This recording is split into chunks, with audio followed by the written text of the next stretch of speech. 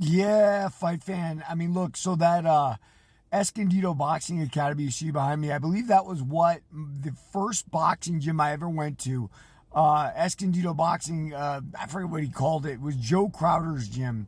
And there was no boxing anywhere, but there's a huge Latino population in San Diego in general, and certainly in Escondido. And the only way that Escondido Boxing Gym stayed open was the fact that there were a bunch of young Latino kids. Now, I mean, these kids were not teenagers. We're talking about 7, 8, 9, 10, 11 years old. And the way boxing gyms run, and indeed that gym itself, there was a kid there. His name was Jorge. Looked a lot like Julio Cesar Chavez. But even at like 10 years old, they were putting him above the other kids. Like the trainers would say, hey, yeah, Jorge, don't hit that guy too hard. And that would like demean the other kid while propping up Jorge. Now, it's funny, I was in prison years later, and Jorge was on an undercard of a USA boxing fight. First time I saw the guy who eventually beat Mike Tyson, what was his name? Kevin McBride, fighting another Irish journeyman heavyweight. And of course he won, right? Would set up his Tyson fight. But yeah, Jorge was on that card and his record was like 18-3 or something. I think he had actually represented Mexico in the Olympics. He didn't win a medal or anything, but he'd gotten there.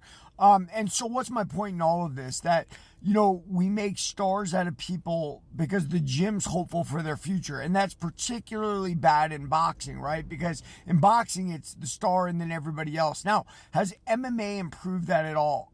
In some ways it has. Why? Because a lot of MMA gyms are a lot like wrestling practice, so everybody's putting in work, everybody's getting better together. But of course, there's still going to be stars. And why is that? Because it's human nature, right? Like that's how we segregate life, right? The cool kids at high school and the ugly kids. I remember talking to my wife about this the other day. There was this one kid, he wasn't in the cool crowd, but he was good looking in high school. And I don't even remember his name.